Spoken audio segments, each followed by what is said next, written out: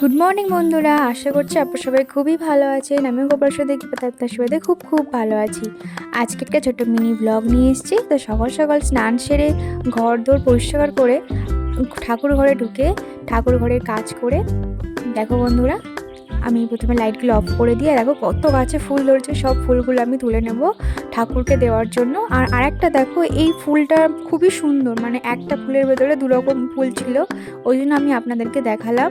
আর এবার আমি বাসি ফুলগুলো তুলে নেব আর ঠাকুর ঘরটা মুছে নেব, নিয়ে তারপরে আমি ঠাকুর ঘরের কাজটা করে দেব।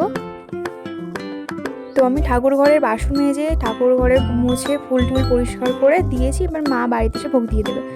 তো একটু নাটক করছিলাম, তারপরে গোপাল সোনাদেরকে তুলে দেব, দিয়ে ওদের গা হাত পাটা মুছিয়ে দেবো। এখন সবাই সকাল, পরে স্নান করে দেবো। তো সেই জন্য আমি প্রথমে গা হাত পাটা মুছে দেবো আর প্রথমে ঘরটা পরিষ্কার করে নিলাম।